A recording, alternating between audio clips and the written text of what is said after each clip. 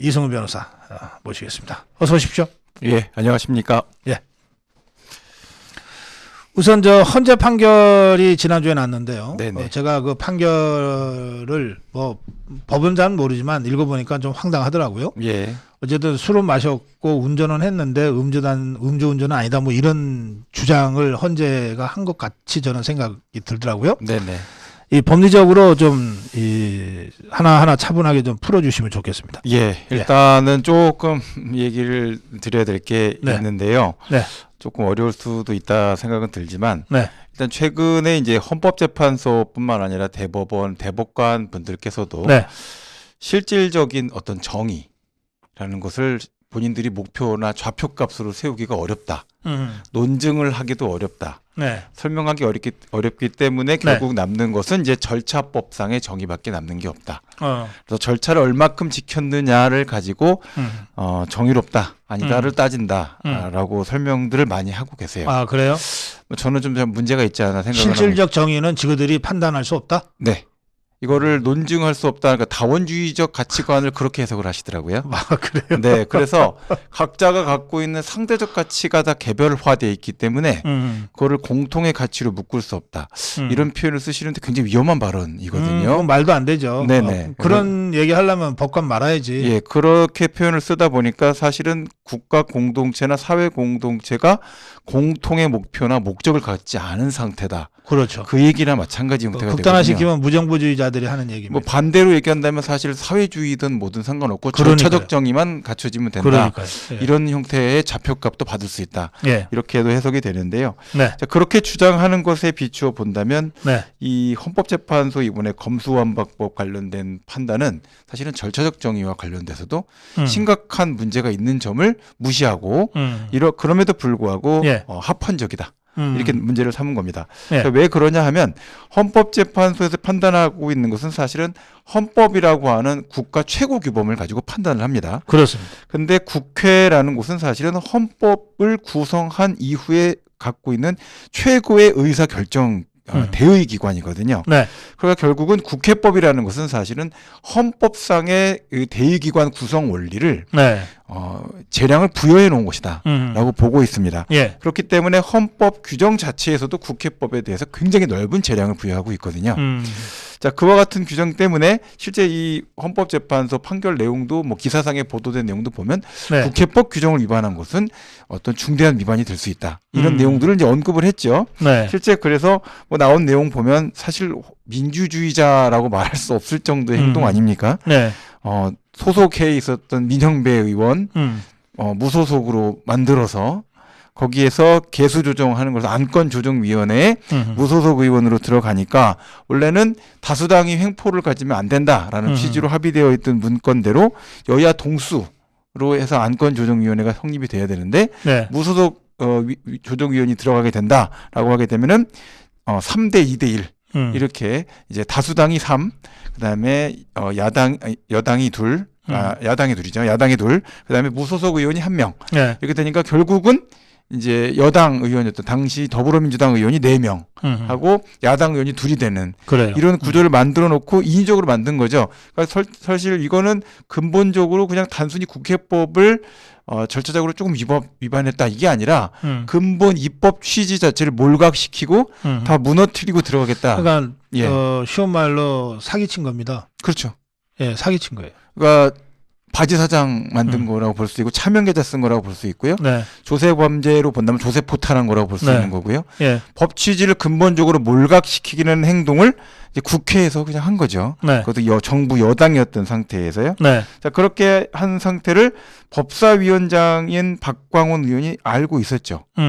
협의했다는 얘기도 뭐 당연히 뭐 협의했겠죠. 네. 협의한 상태에서 조정위원을 선임하고 무소속인데 뭐 문제 있냐.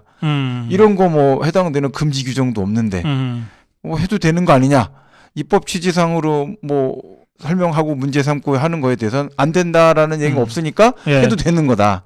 이렇게 해석을 하고서는 절차를 진행하고 그거 관련해서 뭐 또 토론을 해야 된다. 문제 있다라고 하니까 토론도 안 시키고 그냥 바로 표결로 들어간 거 아닙니까? 네. 이렇게 되니까 이 문제에 관련해서 위법하다, 음. 규정 위반됐다. 그러나 그 정도는 심하지 않다. 이게 이제 헌법재판소의 결론. 정도가 심하지 않다. 정도가 심하지 않다. 그럼 뭘 해야지 정도가 심한 거야? 그 판단 기준 자체가 사실은 이렇게 된다고 한다면 모든 국회법상의 절차에 대해서 심각성을 판단할 만한 척도가 도대체 뭔가 이렇게 생각을 하게 되고요. 네. 법사위 통과는 그래서 유효하다. 그러니까 음. 본회의 가서도 유효하다. 이렇게 이제 논리 구조를 이렇게 짠 거죠. 그러니까 결국은 이렇게 된다고 한다면 절차적 정의밖에 남아있지 않다. 실체적 좌표값은 없다라고 하고 있는 판단 안에서 절차도 모르겠다 이렇게 된 것밖에 안 되지 않느냐. 예, 제가 생각하기에는 네네. 저것들이 말만 그렇게 하지. 예. 지것들 나름대로 실질적 정의가 있어요. 근데 기준이 다른 거예요. 우리는 이제 자유민주주의 이 대한민국 헌법하에서 살고 있으니까 우리의 네. 실질적 정의는 자유민주주의 시장경제 법치 이렇단 말이에요. 예. 근데 저것들은 대한민국 체제를 전복시키려고 하는 혁명의식을 갖고 있는 자들이에요. 네네. 근데 그걸 대놓고 얘기하면 국가보안법 위반으로 감옥을 가야 되니까 네. 그걸 숨기는 거예요. 뭐 그거는 저도 그럴 수 있다 생각되는 게 일단 대한민국 정부 수립부터 네. 정통성 자체를 부정하고 다투지 않습니까? 그렇죠. 그 문제와 관련돼서 당시의 역사적 상황이나 여러 가지를 고려해 봤을 때 또 한국 전쟁 상황까지 고려를 다 해보면 사실은 불가피한 측면들이 다 있다는 것을 모든 사람들이 이해할 수 있고 네. 납득할 수 있는 상태라고 저는 생각합니다. 네. 그럼에도 불구하고 지금까지도 계속해서 대한민국 정부 초대 대통령에 대한 역사적인 인식이라든지 또 김구 선생님 같은 경우에도 사실 자유파에 있었고 통일을 부르짖으셨지만 사실은 공산주의자들하고 다 싸우셨던 분이시란 말이에요. 예. 그런 점들에 대한 것들을 다 역사적으로 퇴색시키고 대한민국 정부 자체를 굉장히 수치스러운 이런 역사처럼 만들어서 그것이 마치 정통성은 전혀 없고 조선인민민주주의 공화국이 예. 정통성 있는 정부인 것처럼 설명하고자 하는 그런 시도를 계속 하는 걸 보면 네. 말씀하신 것처럼 좌표값은 잡혀갈 수 있어요. 은닉되어 있으나 예, 그렇죠. 네. 숨겨져 있는 거죠. 예. 그래서 저것들이 지것들의 실질적 정의에 부합한 결론을 내려놓고 네. 그 결론을 정당화하기 위해서 절차적인 이 문제가 크게 없다. 이렇게 논리를 역으로 구성했다. 말씀하시는 박사님 말씀 들어보면 사실은 비슷한 논리가 계속 적용되는 것 같거든요. 네. 본인들한테 목적에 부합하는 형태는 절차도 중요하지 않고 네.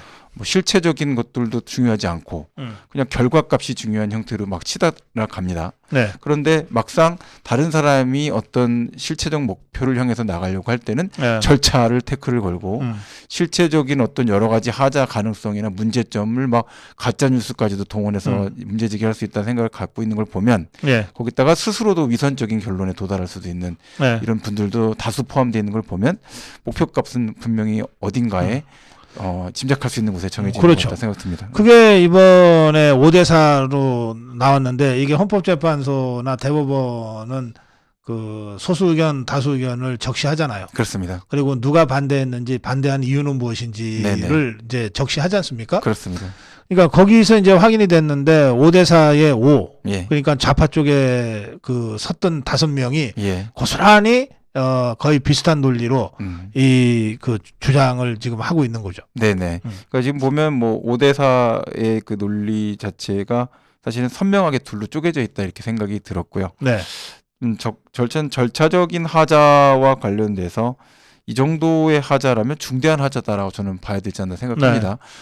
실제로 이와 같은 정도 수준으로 입주자 대표 회의나 네. 아니면 종중 회의나 네. 아니면 주주총회 같은 곳에서 이루어졌다고 한다면 이거를 과연 유효하다고 법원이 해석할 수 있었을까요? 네. 근데 국회에서 이루어진 것이라면 사실은 국회라는 곳은 국민의 여론에 기반해서 대의 의사표시를 결정을 해갖고 네. 법률 제도화를 만드는 그런 곳입니다. 네. 그럼 제도로 나간다라고 할 때는 다수결의 원칙도 우리가 중요하다고 배웠지만 사실은 토의 과정이 중요하다라고 배웠죠. 네. 그리고 모든 절차라는 것은 하나하나 절차가 의미가 있고 네. 그 절차에 대한 취지가 있기 때문에 그렇죠. 그것을 네. 함부로 몰각시켜서는 안 된다. 네. 또는 탈법적 수단을 동원해서는 안 된다라고 하면 우리가 소위 예전에는 날치기다라고 했습니다. 네. 결국은 날치기 행위한 거죠. 음. 예.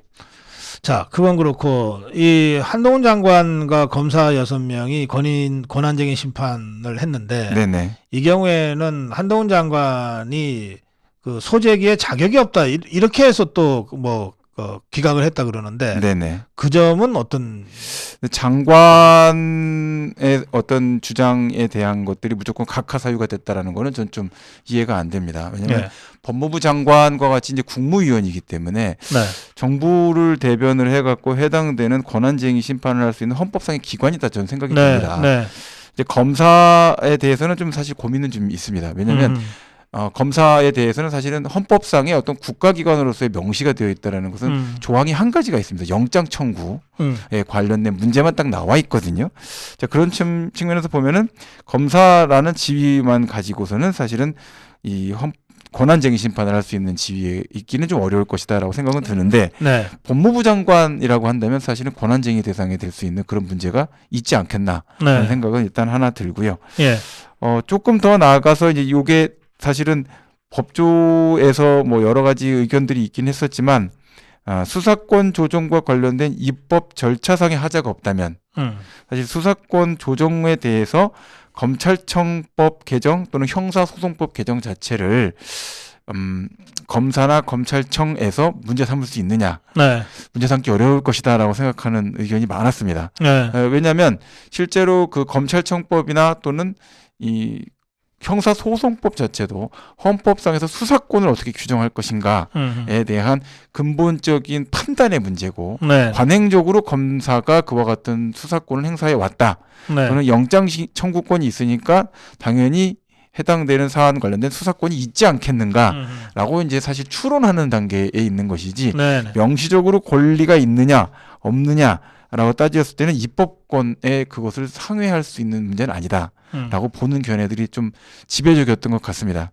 예, 그런 점에 있어서 조금 당시에도 다소 좀 무리한 이와 같은 헌법 재판에 대한 권한쟁의 심판을 들어가는 것이 아니냐라는 의견이 있었고요. 네. 그 점에 있어서 그 당시에도 문제를 했던 것이 이제 국회법 규정을 위반했던 것하고 이 토론이나 표결 절차와 관련된 것들, 그 다음에 이 안건조정위원회 구성과 관련된 문제가 표결권 관련된 국회의원의 권리를 침해하는 문제, 이 문제가 형식적 판단에서 걸린다면 위헌 판단을 받을 수도 있다. 이런 의견들이 좀 많이 있었던 것 같습니다. 알겠습니다. 예. 그 사실 정부 입장에서는 예. 그 정부가 강력하게 반대했던 이 검찰 수사권의 박탈 네. 이것에 대한 그 항의의 표현이 헌재 판단을 받아보는 것 말고는 사실 마땅한 게 없잖아요. 수단이 없어서 사실 법무부 장관께서도 이걸 네. 이슈화하고자 하는 뜻도 있으셨던 것 같고요. 네. 여러 가지 이제 검토를 하면서 뭐 두 가지 방법을 생각하신 거겠죠. 네. 첫째로는 권한쟁의라는 것을 한번 해보자. 네. 두 번째로는 시행령상의 해석의 여지를 최대한으로 한번 해석을 해보자. 네. 이 두 가지 그렇죠. 방법을 그때 취했던 것으로 그 요즘 있습니다. 그 모든 스포츠에서 비디오로 다시 판별하는 제도를 챌린지죠. 예. 예. 챌린지를 그거 표현했잖아요. 이제 횟수는 제한하지만 그렇습니다. 그게 이제 감독이 그거를 이제 요청하거든요. 네. 그 선수가 요구하면 감독이 최종 결론은 감독이 내리는데 네네. 때로는 감독도 저거 우리 편이 그 죽은 것 같아. 예. 하지만 선수 사기를 위해서 하는 경우도 있어요. 네네네. 예, 그러니까 이제 이번 경우에 헌재의 그 소송을 제기하는 거가 국회 입법권 그것도 아주 그 흉폭한 그 입법 독재에 저항하는 정부로서의 가장 상징적인 예. 저항 수단이다, 항의 네. 수단이다 하는 점들이 있기 때문에 네. 실제 헌법재판소가 어떤 법리를 갖고 어떻게 판단하든 그와 별도로 예. 일단 이 문제 제기를 하는 차원의 성격도 있지 않았나 이제 그런 생각이 들어요. 예, 무용하다라고 평가하시는 법조인은 없었고요. 네. 충분히 그와 같은 문제 제기에 한번 관련 다퉈볼 만한 내용이 있다. 그렇죠. 그러나 다만 해당 사안 관련해서 수사권 자체에 대한 입법 형성 재량이 상당히 폭넓게 인정될 가능성이 높다. 이런 의견이었고요. 절차적 위법에 대한 문제는 사실은 많이 지적이 됐었습니다. 좀 심각했죠. 네네. 예. 자, 그러나 어쨌든 이 헌법재판소가 그 절차적 하자도 큰 문제 아니다라고 하는 바람에 이제 결론은 이렇게 났습니다. 예. 그런데 이 헌법재판소는 이걸로 최종적으로 끝나서 더 이상 뭐 다시 이거 소송을 제기할 수 없다 이런 건 아니잖아요. 헌법재판소에서 판단한 것을 다시 재론한다라고 하는 거는 다른 형태의 처분이 또 존재해야지 되는 문제가 되거나 네. 새로운 그러니까 다른 사건이 있었을 때 유사한 근데 경우에 뭐 다른 형태의 권한쟁의 사안이 발생됐다고 한다면 네. 뭐 그 문제에 대해서는 다시 문제 제기가 될 다시 수 문제 있겠죠. 제기를 할 수 있기 때문에 네. 일단 헌법재판소의 판단을 따라가더라도 예. 뭔가 성격이 다른 사안이 이 예. 문제와 관련해서 네. 다시 걸리게 되면 다시 헌재 소송을 거쳐서 심판을 다시 받아볼 수 있는 여지는 있다. 이렇게 정리해 놓고요. 네. 그 다음에 또 한 가지 우리 이승우 변호사 말씀하신 게 이제 한동훈 장관이 그래서 그 고육지책으로 내온 것이 이제 시행령이다 이거잖아요. 예. 근데 이 시행령 가지고서 이제 바로 이제 공방이 붙었어요. 더불어민주당 쪽에서는 자 헌재가 유효하다 했으니 이 시행령 이제 원점으로 돌려라. 그러니까 되게 웃긴 거 아닙니까? 국회법 규정상으로 취지는 다 무시하고 본인들 마음대로 다 해놓고 나서 이 본인들이 제정했던 형사소송법과 검찰청법에서는 입법 취지를 고려해서 시행령이 제대로 됐는지 안 됐는지 따지고 있다는 얘기 아닙니까? 그러니까 사실은 이렇게 얘기한다면 수치심이 없는 거죠. 근본적으로 법의 취지라는 게 있지 않겠습니까? 취지라는 건 사실은 법을 제정할 때 목적이다라고 볼 수가 있죠. 네. 그리고 그것을 뭘 지키겠다. 왜냐하면 법이라는 건 항상 그 제도를 통해 갖고 그 틀 안에 어떤 알맹이를 지키겠다는 뜻이 있는 거거든요. 네. 근데 국회법에서 만들었던 이 규정상의 어떤 알맹이는 본인들이 다 부셨습니다. 다 박살을 냈죠. 본인 민영배 의원 탈당해서 들어가갖고 안건조정위원회 들어가서 본인들 필요하니까 해당되는 내용에서 다수 만들어서 절대 다수로 강하게 통과시키고 표결 토의 이런 거 전혀 거치지 않고 그냥 직권 상정시켜 이렇게까지 다 해버렸습니다. 그렇게 해서 위법하다 판단까지 받은 지경까지 갔는데 그날에 대한 판결 나온 거에 본인들의 어떤 잘못된 부끄러움은 하늘로 높이 던져버리고 돌아서서 해당 사안 관련해서 자 헌재 결론 나왔는데 법무부 장관 건수 원복 관련된 시행령 이거 입법 취지 우리가 만든 법 취지 내 생각에 틀린 것 같거든 당장 고쳐야 되는 거 아닙니까 이렇게 떠들고 있다고 한다면 사실은 근본적으로 부끄러움을 모르는 사람들이라는 생각이 좀 듭니다. 헌재 판결에는 이 시행령 부분은 없죠. 예. 시행령 관련해서 직접적으로 언급할 이유가 전혀 없고요. 네. 대상 내용도 아니기 때문에 전혀 언급될 내용도 아닙니다. 그리고 그 부분에 관련돼서 법률을 해석해서 시행령이 옳으냐 그르냐를 헌법재판소가 직접적으로 판단할 만한 대상 사건도 아닙니다. 네. 그래요. 이제 저 좌파들이 그래서 시행령을 원상복구해라 해놓고 한동훈을 탄핵하자 이렇게 됐는데 네. 한동훈은 시행령을 그렇기 때문에 더 열심히 잘 지켜야 된다. 그런 입장이에요. 예. 예. 지금 그 처음에 시행령 만들 때 예. 이 최종적으로 이제 2차에 걸쳐서 검찰청법 개정하고 하지 않았습니까? 근데 그 마지막에 개정한 내용을 하면서 뭐 등 이런 거 막 붙여놨습니다. 기억나십니까? 그때 무슨 뭐 부패 범죄 등. 예, 그래요. 그 부패 범죄 등의 해석을 어떻게 할 것이냐. 그 문제로부터 사실은 일이 일파만파 커졌던 상황이었거든요. 자 그렇게 됐을 때 이 문제를 사실은 법 규정상으로 바로잡을 수 있느냐. 사실 간단치가 않을 거라고 저는 봅니다. 그리고 수사와 관련돼서 가령 현재 마약 관련된 문제가 지금 전국을 강타하고 있습니다. 128배 정도의 향정신성 의약품 범죄가 늘어나는 것 같다라는 보고가 오늘 신문 지면에 올라오고요. 또 심각한 거는 각 종말 처리장, 하수 종말 처리장에서 이제 약품을 분석을 해보는데 어마어마한 양의 농도가 나온다라고 지금 계속 보도가 나오고 있거든요. 그러니까 마약을 다양한 형태의 마약을 하고 어쨌든 버릴 거 아니에요. 그렇죠. 그러면 그게 흐르고 흘러서 하수종말 처리장으로 올 테니까 네네. 거기서 그 화학 성분 검출을 해보면 마약 성분들이 엄청나게 나오고 있다라는 겁니다. 폐수로 흘러나오고 있다 이렇게 되는 상황인데 국회에서 뭐 야당이라서 무책임할 수 있어도 되는지는 모르겠지만 그래도 국정을 같이 의논을 하겠다라고 하는 분들이 국가 수사권을 전제 상태에서 충분히 정립도 되지 않은 준비 안 된 상태에서 정파적인 입장에 서서 당리당략에 입각해서 시행령만 박살내겠다라고 한다고 하면 네. 국가와 국민은 누가 지킵니까? 음. 그럼 직접 박범계 전 장관이 나서 지키겠다고 하는 겁니까? 제가 잘 모르겠습니다, 그거를. 네. 그러니까 이 한동훈이 계속 그렇게 주장하고 있어요. 아니 폭력배 마약 사범 왜 수사를 못하게 하냐? 그렇죠. 그렇죠. 예. 왜냐하면 그 수사라는 게 사실 노하우가 굉장히 중요하고요. 이번에 이제 국가수사본부장이 새로 이제 임명되셔서 막 이제 취임하셨지만 정비를 하는데 사실 시간이라는 게 필요한 겁니다. 근데 범죄라는 거는 특히 약물 범죄 같은 거는 그 적절한 타이밍을 딱 놓치게 되면 그때부터 일파만파 벌어지는 순간으로 벌어졌을 때 뒤에서 수습을 하고자 하려고 하면 어려운 거잖아요. 이제 이런 점을 고려해 볼 때는 수사 절차상으로 과잉이 좀 있다 하더라도 네. 지금은 과잉 대응을 좀 해야 되는 상태에 있는 거죠. 예. 그리고 나서 좀 이성적으로 논의를 해야 되는데 도대체 이성은 그러니까 국민을 위한 이성을 갖고 있어 접근을 하시는 건지 예. 그냥 분노에 차서 시행령만 어떻게 때려 엎고자 한다는 뜻인 건지 그럼 그렇게 할 때는 사실은 목적 자체는 사실 달성되려고 하는 것이 뭔가 그럼 대한민국을 이런 여러 가지 범죄, 부패 범죄, 마약 범죄, 도박 범죄 뭐 이런 것들이 좀 증폭돼서 최악이 2023년도를 기록하는 거는 국회랑은 무관하고 이제는 그거는 뭐 경찰이 알아서 수습할 문제다 이렇게 보시는 분들이 지금 이 시행령 문제를 그렇게 바라보고 계신 건지 예. 그런 점들 때문에 좀 걱정은 많이 됩니다. 예. 알겠습니다. 아까 우리 이승우 변호사가 처음 이제 말씀을 하면서 이제 이승만 대통령 그리고 김구 선생에 대한 말씀을 하셨는데 이제 공산주의와 싸운 김구 선생님 이렇게 표현하셨는데 네네. 이제 그 대목에서 이제 우리 댓글창에 이제 이런저런 이 의견들이 자꾸 올라와서 네. 제가 잠깐 정리하고 갈게요. 네네네.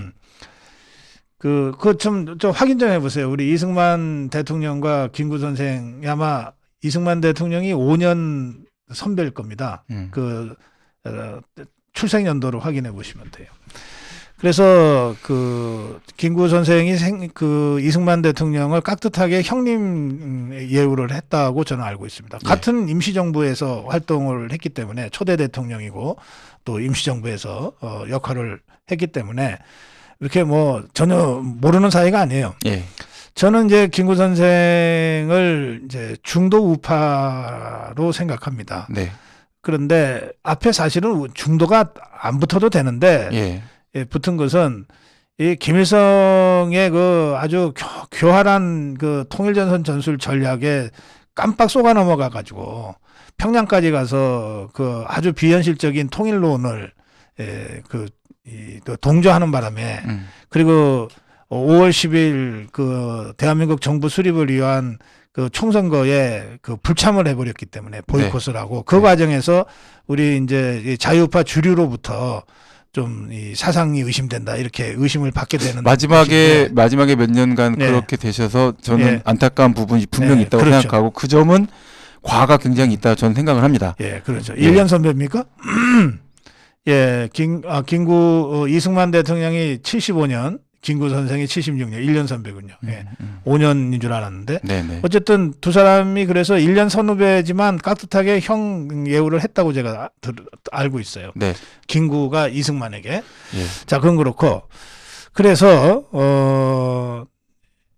이 부분 관련해서는 이제 여러분들이 그 정확한 그 어떤 역사적 맥락 속에서 이해를 해야 되니까 그는 이제 이 댓글창에서 단편적으로 이렇게 저렇게 얘기하는 것은 뭐 이렇게 생산적인 이 방법은 아니다 싶습니다. 저희가 이 현대사와 관련된 여러 가지 특강을 준비하고 있으니까 그때 좀 함께 공론화 시켰으면 좋겠고요. 그 다음에 고 박사님, 한 나라의 법무장관인데 동네 동생 이름 부르듯이 하는 건 안 좋아 보입니다. 장관 직함 넣어 부르는 게 바람직하다고 봅니다 하셨는데, 공인이기 때문에 제가 직함을 안 붙이고 부를 때가 있습니다. 예, 공인이고 이미 그 고유명사, 개인의 이런 고유명사가 아니라 사실상 일반 명사화 되어 있는 경우에는 직함을 부르지 않고 누구가 했다 이런 식으로 이렇게 통칭 쓰기도 합니다. 그렇게 제가 객관화시켜서 얘기할 때 제가 그렇게 하는 것이니까 너무 그런 거 가지고 불편해하지 마시길 바랍니다. 자, 이제 다음 주제로 가겠습니다. 네. 아까 이 헌법재판소 그리고 한동훈에 대한 종북 주사파들의 정치 공격이죠. 예. 정치적 공격, 정략적 공격에 대한 한동훈의 반격, 이 부분까지 이제 정리를 좀 해봤어요. 예. 이번에 그런데 이 더불어민주당 종북 주사파들의 이 입법 독주, 입법 독주. 이게 이제 한두 개가 아닌데 우선 당장 오늘 국무회의에서 추경호 부총리 그리고 정황근 농림수산부 장관 이 두 사람이 대통령한테 양곡관리법 관련해서는 대통령 거부권 국회 재의를 이제 건의하는 문제 제기가 있었어요.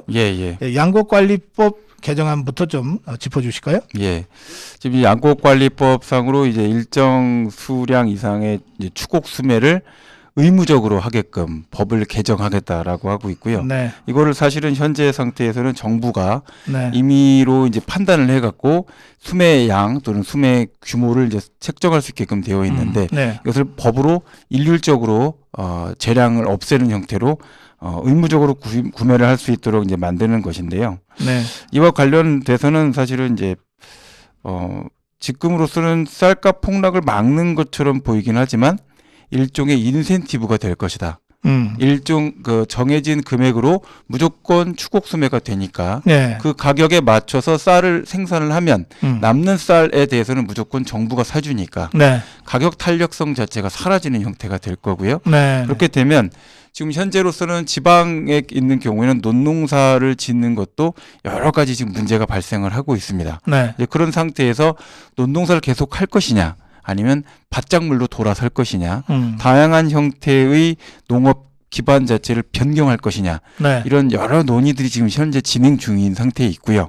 또 이제 저희 부모님도 사실은 이제 지방에 거주하고 계시다 보니까 실제로 이 쌀 생산과 관련돼서 과연 각각의 농가가 생산을 할 수 있는 지금 역량이 있느냐 아니면 농지를 임대해서 이제 사실상의 10만 평 이상 많은 양의 토지를 실제 논농사를 대량으로 지어서 기업농들이 많죠. 기업농들도 상당히 등장하고 있는 영농조합들도 많고 그런 상태에서 과연 이 양곡관리법이 개별적인 농가를 도와줄 수 있는 추곡 수매 제도처럼 과거처럼 작동할 것이냐 이런 문제들이 근본적으로 좀 지적이 되고 있는 상태입니다. 이렇게 되니까 법으로 묶어놨을 때 이제 쌀값 폭락을 올해나 내년까지 일시적으로는 막을 수 있는 효과가 분명히 나타나겠지만 법이라는 건 사실은 한시적인 것이 아니라 영구적이고 계속적인 것을 담보하기 위한 것이고 이것을 한번 시행하고 나면 바꿀 수 없는 상태가 될 것이다 라고 보는 것이죠. 지금 보면 사실 한국의 입장에서 이 자급하는 데 있어서 쌀 자체에 대한 자급도 굉장히 중요한 문제가 되지만 쌀 이외의 다른 여러 가지 곡물류 또는 여러 형태의 농가 소득을 확보시켜서 지방 농가의 재정 상태를 회복시켜주는 문제 이런 문제들이 사실은 농림식품부에서도 큰 문제라고 보고요. 그다음에 이 경제적인 문제 전반에서도 굉장히 큰 문제로 지금 대두되고 있다고 생각합니다. 그런데 선례로 우리가 이제 비교해 보게 되면 이런 형태의 의무적인 양곡 관리를 하는 법을 도입했던 국가들 중에서 그게 성공적으로 효과를 거두고 국가 재정에도 기여하고 또는 농가에도 안정을 줬느냐라고 보면 대표적으로 태국에서 연간 12조 그러니까 그 나라 경제 규모로 생각해보면 어마어마한 돈입니다. 거기는 또 농민이 많았잖아요. 그런 상태로 12조 정도가 적자가 발생한다. 그래서 그 돈만큼이 소멸된다. 그래서 결국은 쌀 생산량은 굉장히 늘어나는데 그 가격 경쟁력이 없으니까 정부에서 수매해갖고 또 관리하는 비용이 있지 않습니까? 그렇죠. 물류 비용이 창고로 또 쌓아놔야 되고 관리하는 비용들이 늘면서 실패했다. 의무 매입 제도는 실패한 제도다. 네. 라고 평가하고 있고 여러 비슷한 국가에서 시행했던 뭐 일본 같은 국가에서도 실패했다. 이런 보고가 나오고 있는 상태에서 과연 이것을 미래의 어떤 여러 가지 농업 상품 또는 농업 생산과 관련된 문제를 다 치환하는 형태로 네. 이와 같은 재정을 일방적으로 묶는 것이 타당하냐 이런 논의가 나오고 있고 이제 앞서 고 박사님께서 또 설명하셨다시피 농민단체들에서도 네. 이와 같은 형태의 결정은 상당히 위험할 수 있다. 네. 재고를 요한다라는 다양한 목소리가 나오고 있어서 이 점에 대해서는 충분히 더 의사를 좀 확인해보고 네. 들어보는 절차가 필요하지 않나라는 생각이 듭니다. 그 종북 주사파 더불어민주당이 이게 간교한 것은 이것들이 이 양곡관리법을 밀어붙일 때 예. 윤석열 대통령의 거부권을 예상하지 못한 게 아니에요. 예. 많이 보고 있어요. 그런데 왜 밀어붙였냐? 우리는 농민을 위해서 이렇게 하려고 그랬는데 윤석열이 이거를 거부권 행사하는 바람에 이렇게 됐다. 농민 여러분, 윤석열을 타도합시다. 네. 이 주장하려는 거예요. 예, 저도 그렇게 생각하고 있는데요. 성공하기 어려울 거다 저는 봅니다. 예. 왜냐하면 너무 단편적으로 지금 사실은 구도를 그려서 아하, 가고 예. 있다 저는 생각을 합니다. 양곡 관리와 관련된 문제에 대해서는 뭐 일부 농민단체들에서 뭐 일부라고 말하면 표현도 반발하시는 분들도 있겠지만 사실 농가에 계신 여러분들 또 농사를 짓거나 논을 임대하고 있는 여러분들 입장에서 과연 이런 내용에 대해서 네. 얼마만큼의 지지나 반대 입장을 표명할지는 네. 저는 민주당 계산하고는 전혀 다른 상태의 양상으로 돌아갈 것이다라고 생각합니다. 예. 그러니까 과거에 YS 정부 때 또는 DJ 정부 때 이런 문제와 관련돼서 이야기가 될 때의 젊은 농부들이 많았습니다. 네. 저보다 젊은 분들도 많았고 제가 지금 47인 47인데요. 네. 저보다 젊거나 저보다 좀 나이가 많다 해도 60대 정도로 아직도 활동하실 네. 수 있는 이제 농업 인구가 많았습니다. 근데 지금 지방에 가보시면 아하, 예. 저보다 훨씬 많은 저희 부모님 세대 뭐 70대 저기 마을의 청년회장 있잖아요. 네. 되게 60대 중반입니다. 네. 그러니까 많이 힘드신 상태시고요. 귀농하신 분들이 점점 늘어나고 계신데 예. 그분들이 원하시는 거는 다른 형태의 밭작물 또는 네. 스마트팜 같은 걸 원하고 계십니다. 그렇죠. 그렇죠. 예. 그런 형태로 지금 굉장히 많이 다원화되어 있는 상태이기 때문에 네. 그 과거에 마치 한미 FTA 할 때처럼 예. 뭐 여러 가지 이슈가 농민들 위주로 불어올릴 것이다라고 생각한다고 한다면 네. 그거는 좀 제가 시대착오적인 발상이지 않을까라는 생각이 들고 네. 이 문제에 대해서 아마 심사숙고하겠다는 뜻이 나왔을 때 네. 저는 오히려 대통령의 뜻을 우리가 좀 고민해 보고 예. 국회에서 재고해봐야 될 그렇죠. 필요성이 있다라고 얘기가 될 것 같습니다. 예, 또 하나의 입법 폭주입니다. 방송장악법이 있습니다. 네네. 예, 어떤 내용입니까? 예. 이제 공영방송이 있죠. KBS, MBC, 이제 문화방송 이렇게 사실은 이 이사진이 구성이 되고요. 이사진을 통해서 이제 대표자, 사장을 뽑는 구조로 네. 되어 있는데요. 현재의 지배 구조, 현재의 이제 이사진을 뽑는 그 구조를 바꿔서 네. 21명까지. 현재 구조는 어떻게 되어 있습니까? 현재 구조는 제가 알고 있기로는 이제 7명의 이사를 선출을 해서 7명의 이사에서 선출을 하는 것이 KBS 방식으로 제가 네. 알고 있고 MBC 방송에서 그러니까 하는 방식에 대한 것은 이제 그 유사하긴 한데 결국 이사진 숫자는 현재는 10명 안쪽으로 네. 되어 있는 형태로 되어 있습니다. 이제 그리고 현재 그 각각의 이사를 구성하는 방식과 관련된 내용들을 지금 이제 변경하겠다라고 하는 것인데요. 21명으로 늘리겠다라고 했고 그 전에는 25명으로 늘리겠다고 했었습니다. 네. 그래서 25명으로 늘리겠다고 할 때는 4명은 지방의회에서 추천한다라고 하고 있었습니다. 근데 지방 선거에서 지지 않았습니까? 네. 그러니까 4명은 빼는 걸로 빼는 걸로 했다라고 이제 평가가 되고 있고요. 그래서 21분을 뽑는데 21명을 추천하는 예. 이제 기관이 네. 다 지금 주요 언론 노조와 직접 관련이 있거나 네. 아주 밀접한 단체에서 추천을 받겠다. 그렇죠. 예, 라고 해서 21명 중에 적게는 17명, 음흠. 많게는 19명까지 네. 민주당 측에서 선정할 수 있는 또는 언론 노조를 포함한 측에서 선정할 수 있는 형태로 만들겠다라고 하고 있어서 네. 지금 뭐 제3노조 그다음에 언론 노조의 좀 이제 공정성을 문제 삼는 여러 뭐 KBS 내부에 있는 또 노조에서도 반대 의사 표시가 계속 나오고 있고 예. 또 그중에 학회에 두 곳에도 지금 사실은 추천권을 주겠다. 2명씩 네. 추천권을 주겠다라고 하고 있는데 그 분들도 기존에 있었던 지난 5년간 문재인 정부 때 친정부적인 발언과 친정부적인 이사 구성, 그다음에 사장의 강제 퇴임을 요구하는 이런 성명 네. 이런 거에 앞장섰던 그런 분들이라고 해서 이게 이제 결국은 어용노조 아니냐. 예. 그러니까 어용노조라는 게 사실은 예전엔 여당의 어용노조였는데 이제 다수당인 민주당의 어용노조들을 이용해서 결국은 민주당이 공영방송 전체를 지배구조상으로 장악하려는 시도 아니냐라고 네. 지금 지적을 받고 있고 그 노조의 이 문제와 관련된 지적을 하고 있는 이런 선언문 같은 것들을 보면 예. 굉장히 구구절절히 이제 알겠습니다. 피를 토하는 듯한 문구로 좀 점철이 되어 있습니다. 하여튼 공영방송 지배구조 대개 여당이 7, 야당이 4 정도로 추천하도록 돼 있었는데 문재인 정권 동안에는 그러니까 자기들이 7을 추천하니까 그냥 놔뒀어요. 그러다가 정권이 바뀌니까 이제 여당 쪽인 우리가 7을 추천하게 돼버리니까 저것들이 갑자기 법을 바꿔가지고 민노총이나 좌파 성향의 단체들이 이 다수를 점하는 식으로 지금 법을 바꾸려고 하고 있거든요. 예, 그래서 이것은 그러니까 법이 갖고 있는 최소한의 객관성, 예. 또 안정성 이것을 아예 원천적으로 결여해 버린 거예요. 예. 예, 이것들이 정권 바뀌면은 다시 또 바꿀 법이에요, 말하자면. 그렇겠죠. 예, 그래서 이것은 법의 구성 요건 자체를 지금 갖추고 있지 못하다. 예, 그래서 근데 저것들이 숫자가 많으니까 밀어붙일 수는 있잖아요. 예. 예, 그렇게 해서 본회의 통과를 하면 양곡관리법과 같은 이유로 대통령이 거부권을 행사해야 된다. 지금 그런 요구들을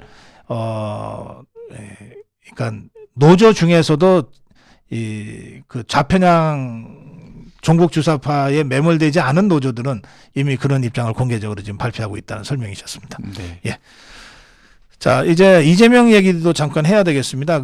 이게 위증 의혹이 새롭게 제기됐는데요. 이게 좀 복잡하더라고요. 내용이 좀 설명 좀 해주십시오. 예, 이게 이제 처음 시작된 거는 2002년도에 시작이 됐습니다. 2002년도요. 네, 처음 시작. 20년 전이네요. 네. 그래서 그 당시 이제 성남시 시장이 이제 김병량 시장이셨는데 그 분과 관련돼서 여러 가지 이제 문제가 있었던 혐의와 관련된 취재가 필요했었던 겁니다. 네, 그때는 그러니까 이재명이가 성남시장 되기 전에 변호사 때 일이군요. 시민사회 활동을 뭐 하고 있다 이렇게 이제 평가되던 그런 시점인데 당시에 이제 최 PD, 최 PD라는 분하고 같이 협의를 해서 시장에게 전화를 했고. 당시에 이게 그냥 전화를 해서 PD다라고 얘기하고 언론사다라고 얘기하는 것이 아니라 수원지검 모모 검사다라고 해서 라고 사기를 쳤어요. 네, 시장에게 전화 통화를 했고 검사 사칭. 네, 검사를 사칭했는데 그 사칭할 때 지금 이제 그 판결로 나와 있는 공무원 자격 사칭의 내용은 이재명 당시 변호사가 그 PD에게 이렇게 이야기를 하면 된다라고 해서 교사를 해서 이야기를 했고 그 이야기를 들은 담당 PD가 그렇게 검사를 사칭하면서 이야기를 한 거다라는 형태로 해서 이제 벌금 150만 원이 선고가 되는 형태가 된 거고요. 그랬는데 뭐 거기까지 이제 벌금 받고 할 때까지에 대한 얘기들은 사실은 묻혀 있었다가 경기도지사일 때 경기도지사로서 이제 여러 가지 이야기를 하고 있을 때 당시에 있었던 그 150만 원 받았던 공무원 자격 사칭했던 검사 사칭하는 범죄 행위를 한 게 아니냐 했더니 이재명 당시 이제 경기도지사가 2019년이군요. 부정을 했습니다. 나는 그걸 내가 한 게 아니다. 나 검사 사칭 한 적 없다. 한 게 아니다. 그런 얘기에 대해서 내가 관여한 바가 없다. 관여한 바 없다. 네, 그렇게 얘기를 했죠. 그게 이제 허위사실 공표의 문제가 됐습니다. 최초로 PD가 이재명의 코치를 받아서 이재명이 가르쳐주는 검사 이름 뭘 사칭을 했는데 전화번호 뭐 이런 걸 다 그거를 이용을 해서. 이재명이가 옆에서 다 코치하고 가르쳐줬는데 네네. 20년 전에 예, 2002년에 그렇습니다. 근데 2019년에 그게 문제가 되자 예. 나는 그런 거 가르쳐 준 적 없다. 내가 한 게 교사한 아니라 적 그 없다. PD가 혼자 알아서 한 거다. 그렇지. 이렇게 예. 이제 거짓말을 했다 이거죠. 네, 그렇게 얘기를 해서 허위사실 공표로 문제가 됐고, 네. 그 허위사실 공표가 문제가 돼서 재판을 하는 중에 이제 등장하는 위증 사건입니다. 증언으로 이제 증인으로서 이 이제 A 씨라고 네. 김모 씨라는 분이 나오는데 그분이 네. 당시에 그 김병량 시장의 비서였던 사람이었다라는 네. 거죠. 이제 그래서 당시에 이제 법정에 나와서 이야기를 하는 내용이 김병량 시장 측에서도 당시에 이재명이 관계가 없었다라는 것을 알고 있었는데 주범으로 몰기 위해서 고소를 한 거다. 자기들이 거짓으로 고소했다. 한 거고. 그러니까 이번 기회에 이재명이가 억울했다. 아예 이제 주범으로 몰려고 마음을 먹고 당시에 PD는 고소를 취하하자. 그냥 이재명이만 처벌하면 된다. 뭐 이런 식으로 진술을 했었다. 그게 협의를 해서 그렇게 죽이려고 했던 거다. 이제 이런 식의 진술을 이제 유리하게 했다라는 거고.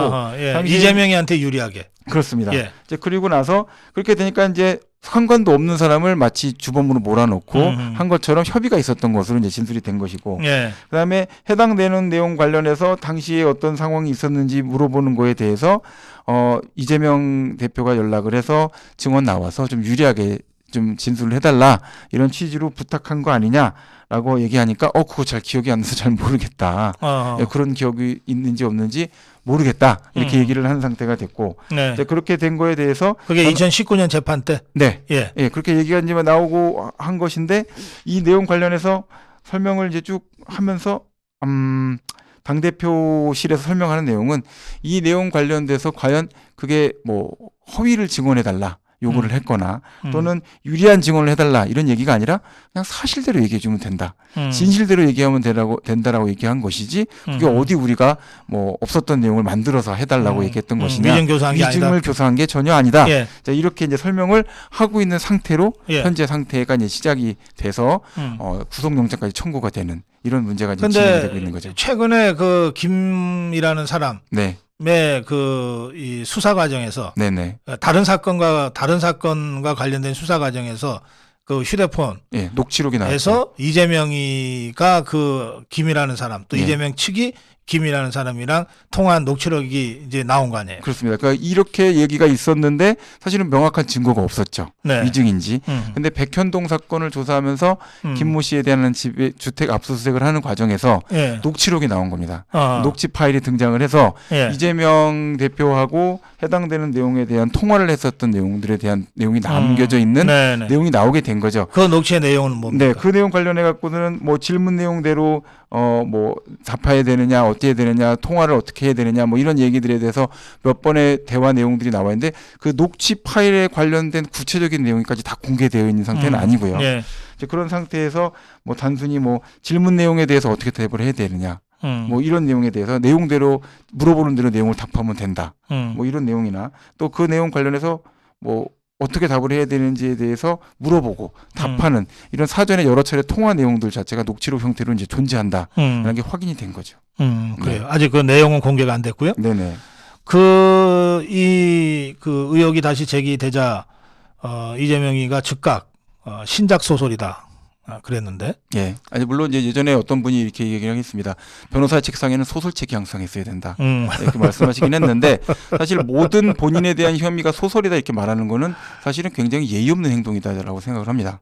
그리고 정치적으로 문제가 됐을 때 그 혐의 사실과 관련돼서 문제가 제기가 되면 그 점에 대해서 설명을 하려고 노력을 하는 게 사실 정치가 된 입장이시고 공당 대표의 태도라고 저는 생각을 합니다. 네. 주장 관련해서 사실 아무런 근거가 없이 네. 이야기를 주장하는 것도 아니고 사안 관련돼서 어떤 증거 자료들이 올라와서 수사기관에서 그런 혐의 사실에 대한 것을 확인하고자 해서 기자가 물어보는 거 아닙니까? 저는 그거를 보면 민주당의 기본적인 태도는 기자가 무엇인가를 물어봤을 때 전에 그 이해찬 전 대표가 얘기하듯이 어디 감히 뭐 이런 걸 하시는 것처럼 마치 질문 자체를 하면 안 된다 또는 질문 자체가 일고의 가치가 없다라고 네. 그냥 무시하는 태도로 일관하시는 것 같아서 이게 민주주의 국가의 어떤 정치 지도자의 모습인가 이런 생각이 들고요. 보통은 그렇게까지 이제 의사표시를 할 때 신작 소설이다 라고 할 때는 왜 소설인지 설명을 해줘야 플롯을 우리가 이해하지 않겠습니까? 네. 그런 생각이 좀 많이 듭니다. 알겠습니다. 네. 그 녹취를 공개할 수 있을까요? 그 녹음 파일을 앞으로?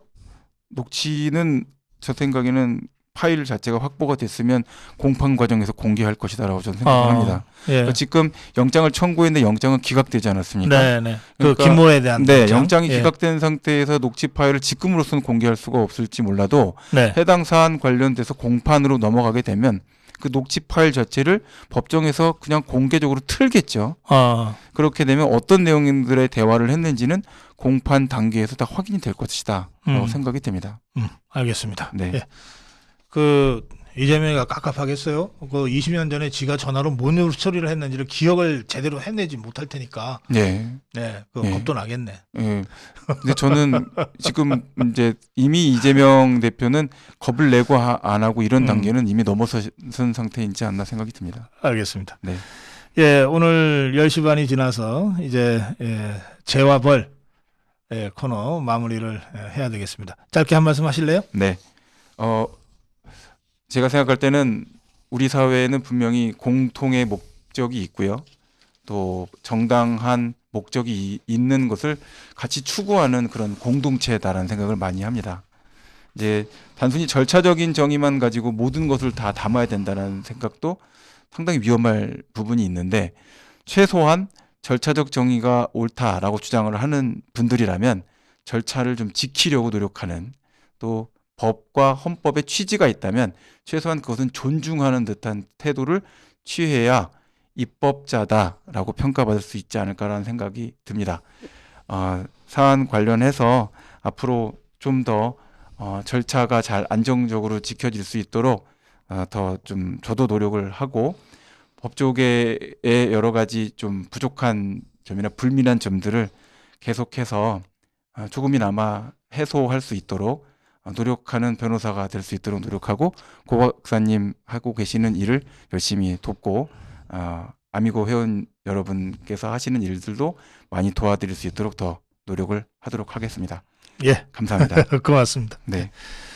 예, 법성TV입니다. 법으로 이긴다. 예, 우리 이승우 변호사가 진행하는 유튜브의 제목입니다. 법승, 법으로 이긴다. 법승 TV. 여러분들 많이 구독해 주시기 바랍니다. 예, 이 시간 마무리하면서 이 만만 영상 청년 아미고들의 목소리를 보내드리겠습니다. 우리 고성구TV 전국에 15,000여 명의 아미고 만만회원들이 계신데 그중에 젊은 청년 20대, 30대, 40대 청년들이 따로 지금 모임을 하고 있습니다. 저는 이분들 보면 우리 정치의 미래가 여기에 있다. 이런 생각을 합니다. 그 청년들이 여러분께 호소합니다. 만만 캠페인에 동참하셔서 저희들 손을 잡아 주십시오. 만만 영상 청년단 버전 보내드리면서 이 시간 우리 이승우 변호사와 함께 인사드리겠습니다. 여러분 고맙습니다.